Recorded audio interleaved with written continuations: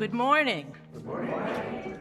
Welcome to this service of the Unitarian Universalist Church of Amherst.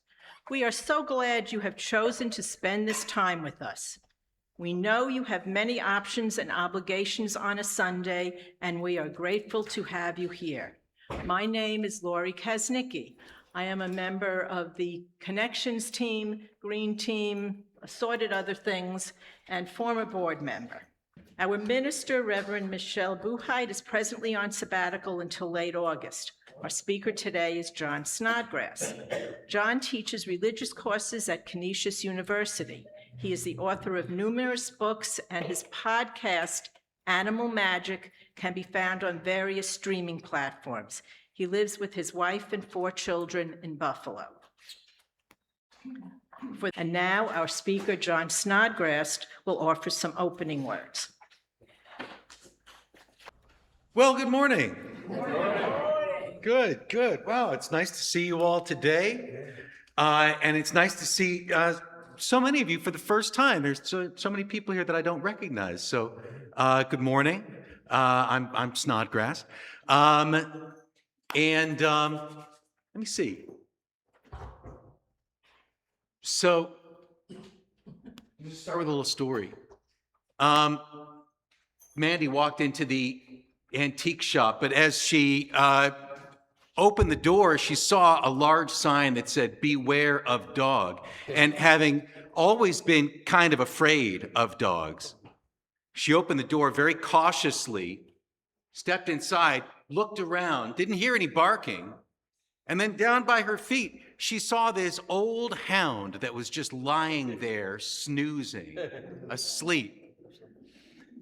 And she looked over at the shop owner. She said, "Hey, is this the dog that I'm supposed to beware of?" The guy said, "Yeah. Before we put the sign up, people kept tripping over him."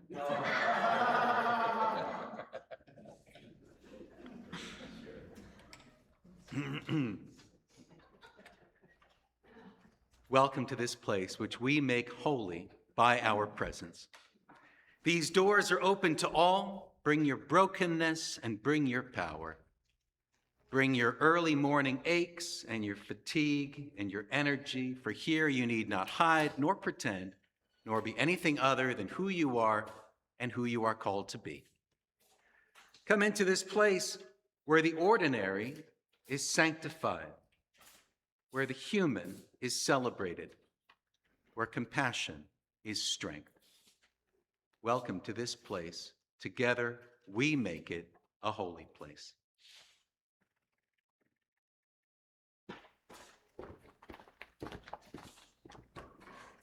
In this space, in person and online, there are many identities.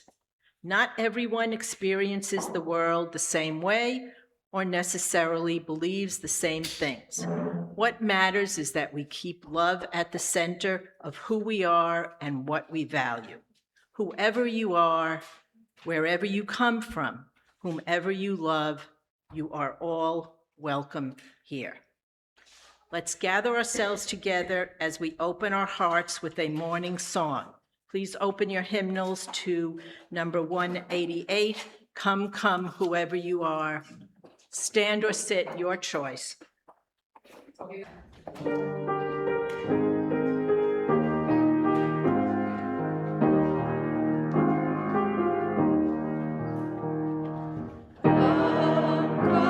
whoever you are.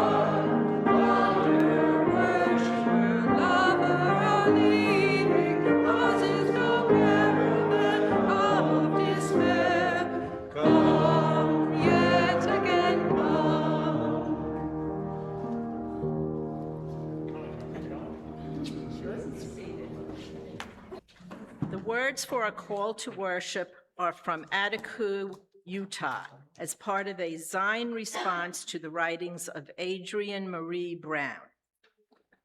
It takes courage to bring our trust forward and invite another person to meet us there. This sometimes sure, often shaky, surrender is an opportunity to discover something deeper than the confines of our individual experience, a catalyst to grow beyond ourselves, to find the places where love can exist when we are unsure of the destination, to embrace a kind of faith brave enough to yield a wider focus, often unseen with a singular lens. It is now time for the land acknowledgement, and Hillary will join us. Each week when we gather, we begin with a land acknowledgement. In this rite, we honor our connection to the earth and offer our gratitude to the only planet in the whole universe that can create and sustain us. We pour this libation to symbolize our commitment, to care for this precious home for our spirits, to speak and act on behalf of the earth, and to seek to partner with those who are indigenous to this place, that we and our descendants may also bless and be blessed. And it's our custom when we gather to light a chalice. The chalice is a cup or vessel that symbolizes the gathered community and is the symbol of our Unitarian Universalist faith. Please join me in our chalice lighting words. We gather this hour as people of faith, with joys and sorrows, gifts and needs. We light this beacon of hope, sign of our quest for truth and meaning, in celebration of the life we share together. Our gathering music this morning is number 38, Morning Has Broken. Rise in body or spirit and join our voices in song.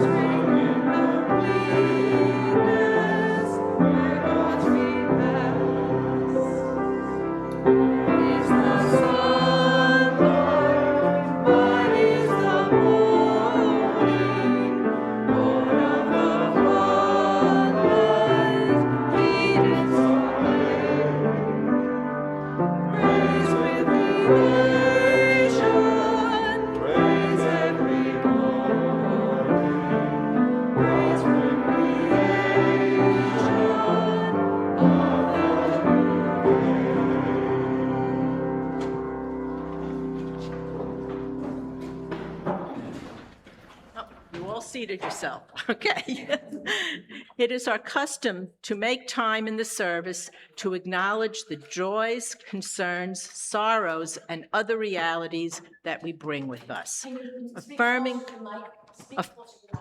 affirming that every single bit of who we are can be held in this container of love. We embody this by placing a stone or shell on one of the shared table labyrinths at the front and back of the chapel. And this is your invitation to bring your whole self here. Please come forward as you wish.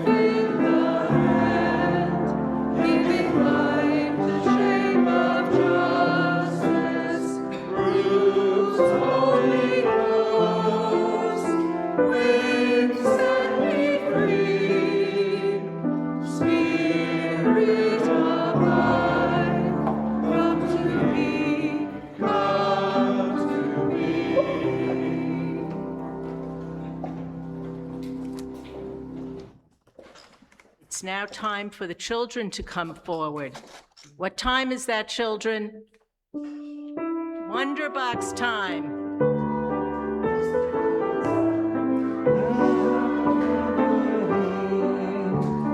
Sun, sun, Mr. Golden Sun.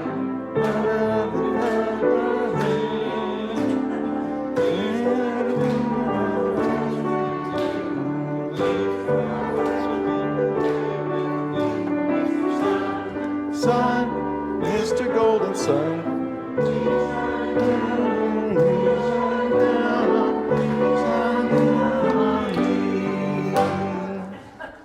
All right.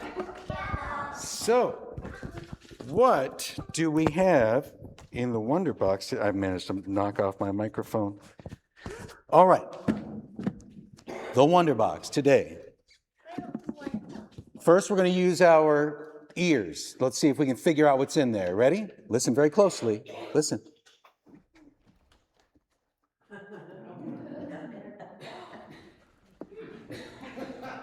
Well, what do our ears tell us?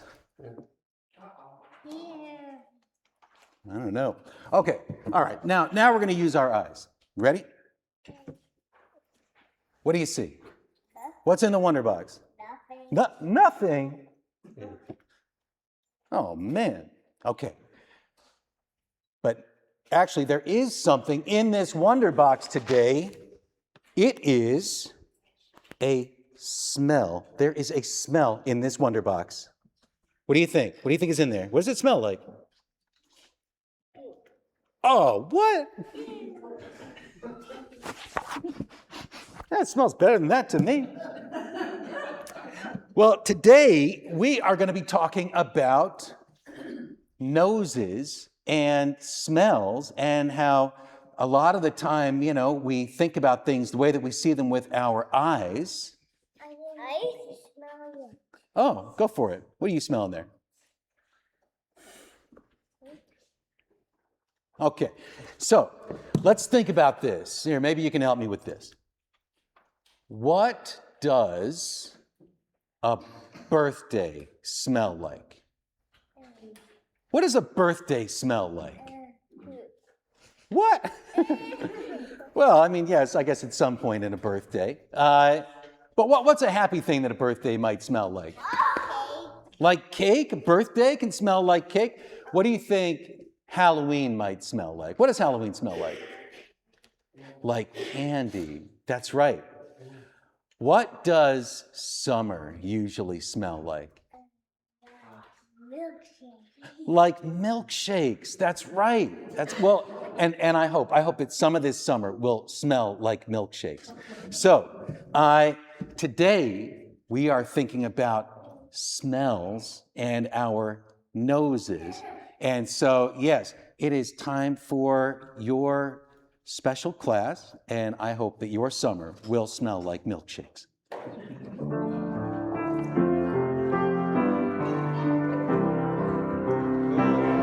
And our hearts go with you. Go in love.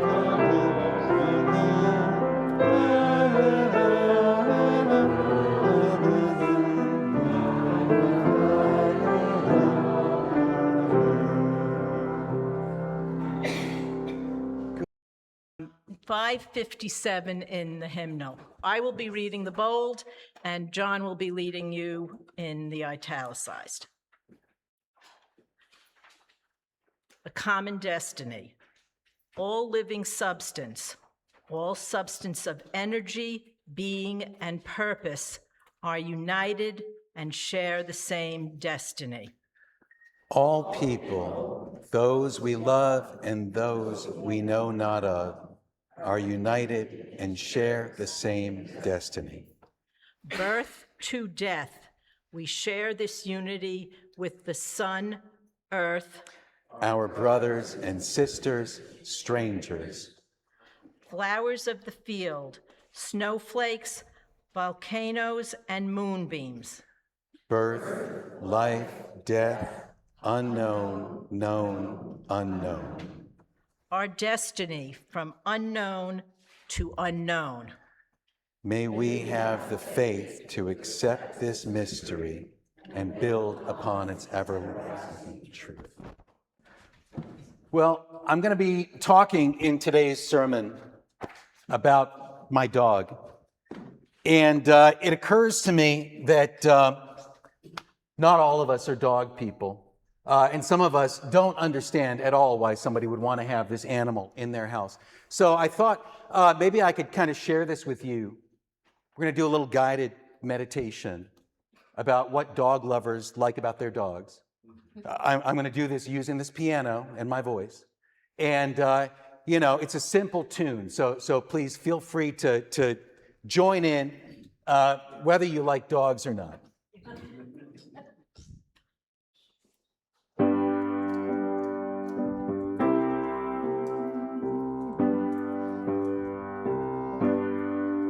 I got sunshine on a cloudy day. When it's cold outside, I got the month of May. I guess you'd say, what can make me feel this way, my girl? Talking about my girl. I got so much honey, the bees envy me. I got a sweeter song than the birds in the trees. I guess you'd say, what can make me feel this way, my girl? Talking about my girl. Sha la la la la la la la la la la la. Sha la la la la la la la la la la la. Sha la la la la la la la la la la. I guess you'd say, what can make me feel this way, my girl? Talking about my girl. All right.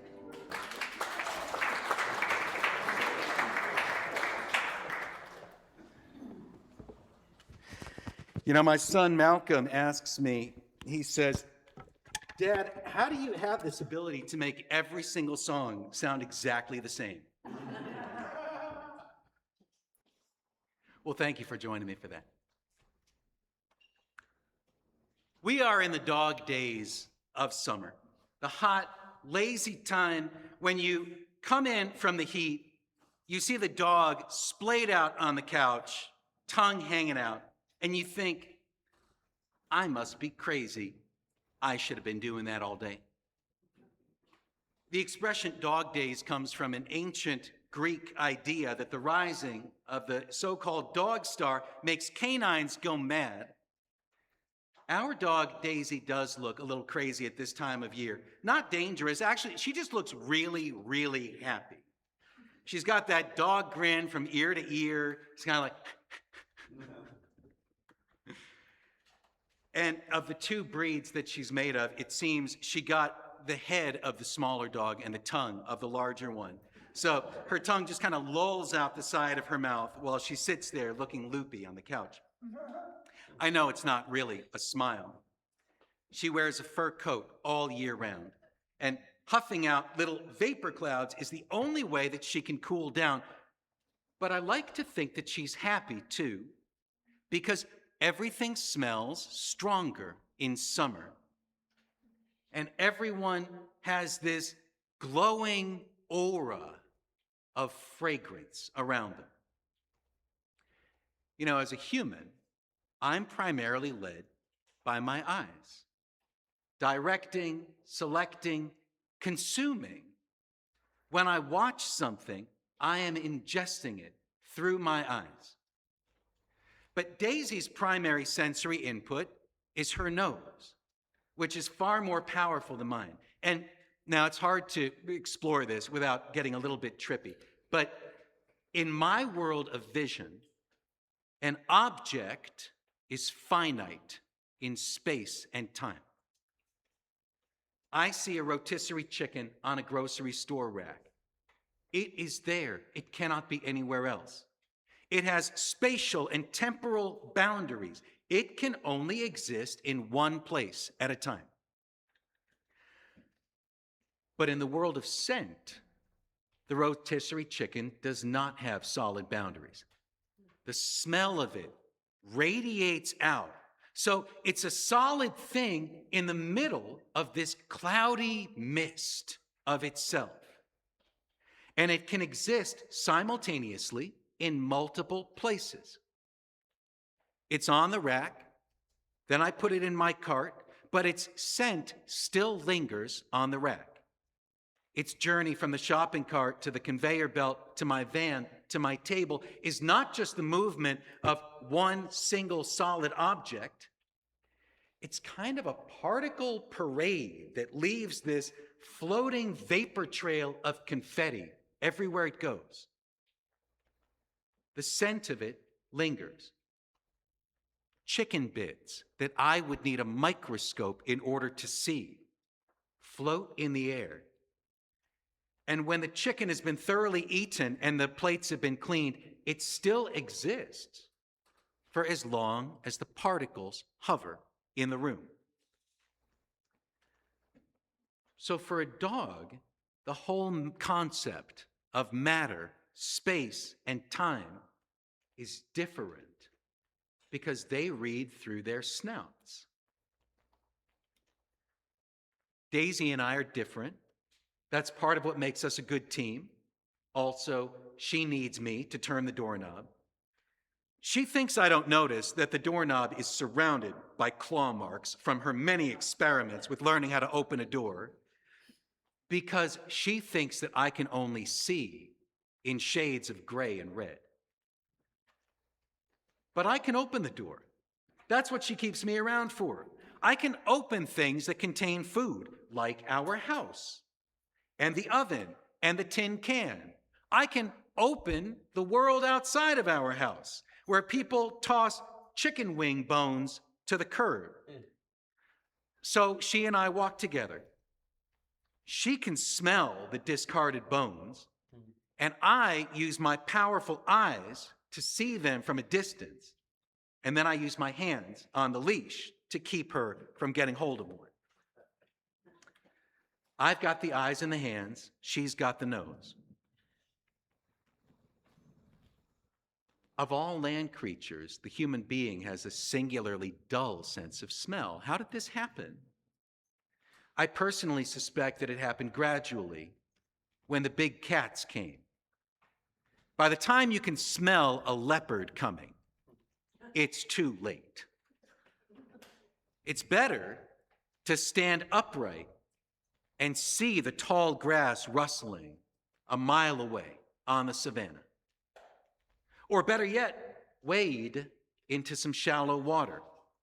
One of the theories about how the human transitioned to standing upright is that our ancestors spent thousands of years hiding from tigers in shallow water, sort of weightless, and that this kind of caused our feet to flatten and our spines to straighten. Wading in shallow water, eating sea urchins and raw oysters for generation after generation after generation after generation, you'd probably be happier with a duller sense of smell. And then after cautiously returning to land, I imagine that one of the things that bonded humans with canines is that a dog is like an external nose, but a really, really powerful one. Now, how the dogs decided to enter into this partnership is anybody's guess. A wolf pack is secure and self-sufficient. There is no reason to leave it and go join another species, unless you're not happy there. Let's remember, a pack of wolves is a pack of individual personalities. The pack is unified like a Spartan platoon. It's regimented and serious. But there's always one, the class clown, the drama queen. In a pack of wild dogs, there's usually one that kind of stays puppyish and playful and can't quite fit in. There's a theory that it was the outcasts of the wolf packs who came to live with humans. Ethologists studying packs of dogs in the wild see that alpha dogs could never be pets. The leaders of the pack are like stiff military officers. They are like drill sergeants. As a matter of fact, the leader of a dog pack acts a lot like a professional dog trainer. And most dogs can be trained to stay in formation for team maneuvers. And then a few of them kind of act like pets in the dog pack, yipping and panting and playing, which alpha dogs find really bothersome. But humans find it really adorable because, let's face it, our children don't act enough like puppies, right?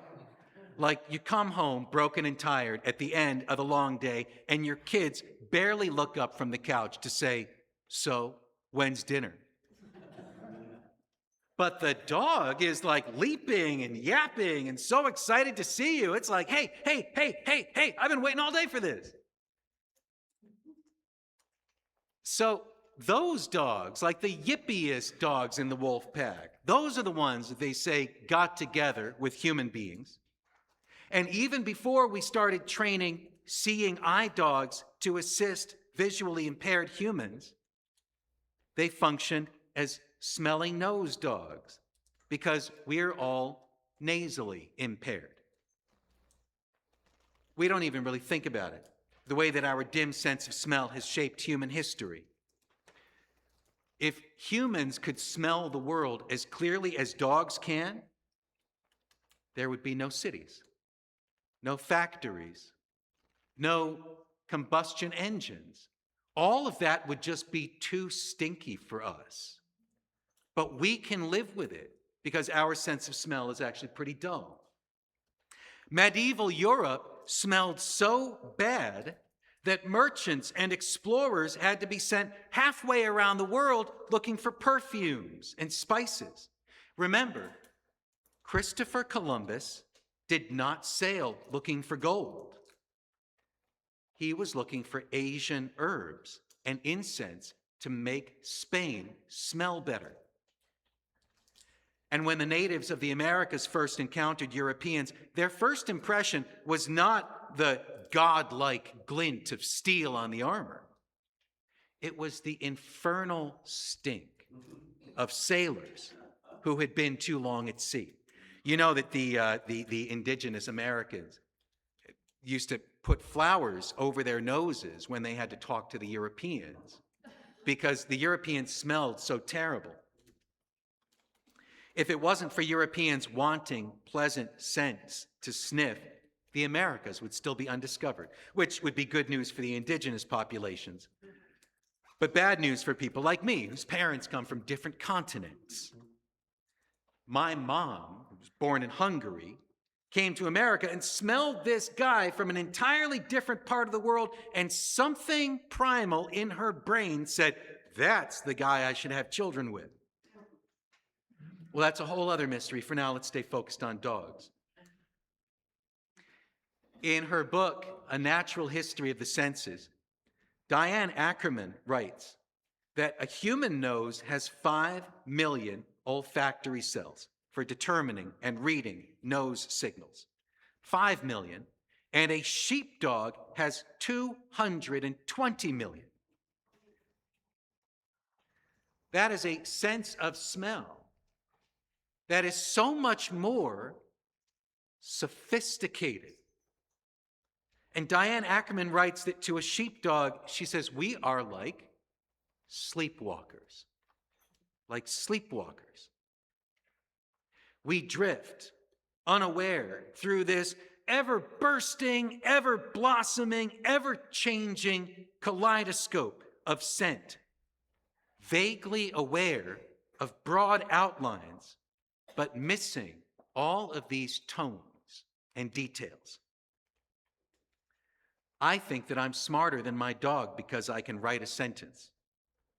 And Daisy wonders why I can only dimly perceive all of this exuberant, blooming wonder that's all around me. The fourth principle of Unitarian Universalism is a free and responsible search for truth and meaning.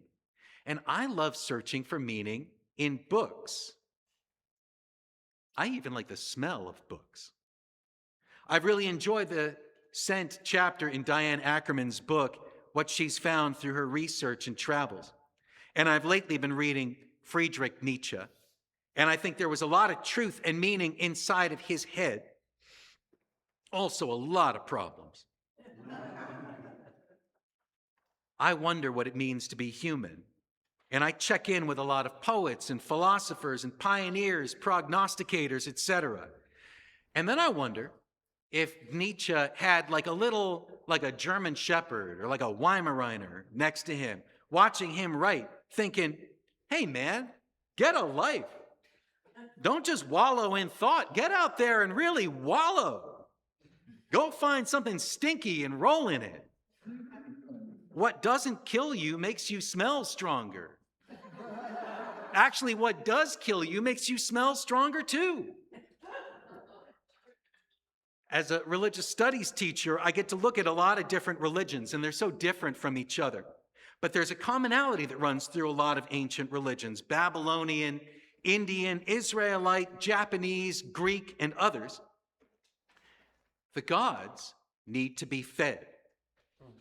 They can produce ingredients, and then humans need to cook for them. But the gods don't chew and swallow. If you leave a plate of curry in front of a shrine, the food's not going to levitate into some invisible mouth. The gods consume by scent. They savor the smoke of a burnt offering or the steam of a food sacrifice. And then they'll generally give you the leftovers, which is the whole plate of food minus that spirit of scent that has departed from cold curry. The god has had the best part of it, and they leave the rest for the humans. So while we may think of scent as the most animal and earthly of the senses, in these ancient religions, it is the most elevated and godly of the senses. One of the things I really appreciate about Unitarian Universalism is that there are so many lenses and perspectives through which to look at questions of meaning. What would a Buddhist say about this? How would a Cherokee see it? And then looking a bit further afield, I also wonder, what would a Welsh Corgi think about this? Who does my dog think I am? We like to think that our pets admire us, that they worship us. We'd like to think that our pets see us as angels or deities because of the things that we can do that they can't. But who's to say that they value those things? Maybe our pets think of us like children who will never grow up, never be able to fully experience the world in the ways that they most love to experience it. The other day I baked some chicken. A lot of it because I've got 3 teenagers now. And as a human, you don't necessarily notice the scent of baking chicken as it gradually fills your house. Then you run out to the car to get a book that you left there. You come back in, and as you open the door, you get this backdraft of like chicken scent. You say, wow, the whole house smells like soup. But for our dog, Daisy, it must be this whole other experience. Like, I put this cold thing into a hot box, and it gradually kind of radiates outward, expanding, until there's a 10,000 square foot vaporous chicken spirit. But the actual food is locked in this metal vault, which paws and jaws can't open. And then it's taken out to cool on a ledge that she can't reach. But this story has a happy ending for Daisy. Because the next morning, when I was making my coffee, I realized that after dinner, 4 whole chicken thighs got left out in the pan overnight. And I looked at Daisy and I said, well, happy dog day. Thank you.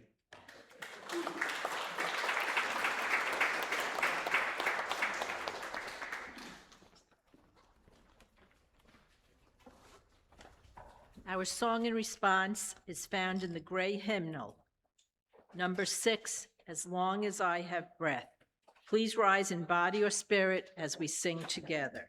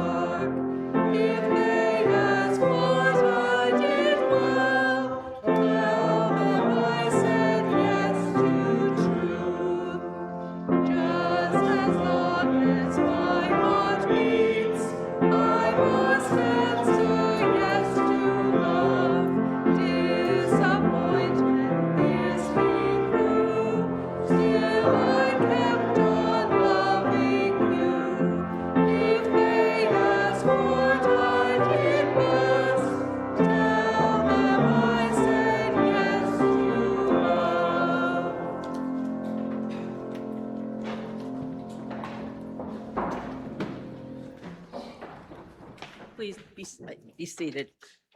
As our service draws to an end, our service to the world is ready to begin. Please remember to take your order of service with you so you don't miss the announcements and reminders on one of the sides. It is now time for the offering. When we respond with generosity and care for this beloved community and our hope-filled faith, we give because we know. We pick fruit from trees we did not plant. We drink water from wells we did not dig.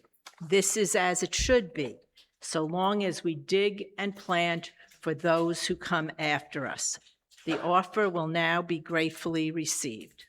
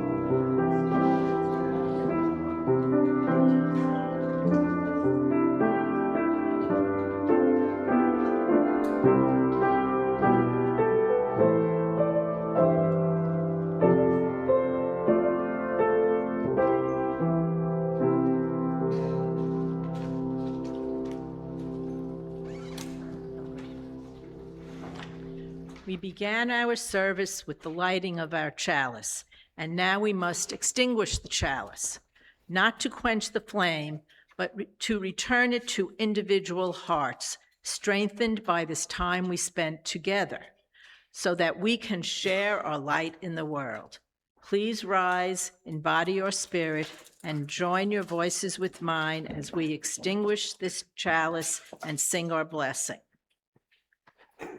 We extinguish this flame, but not the light of truth, the warmth of community, or the fire of commitment. These we carry in our hearts until we are together again. And remember on the third verse to twinkle your eyes at everybody.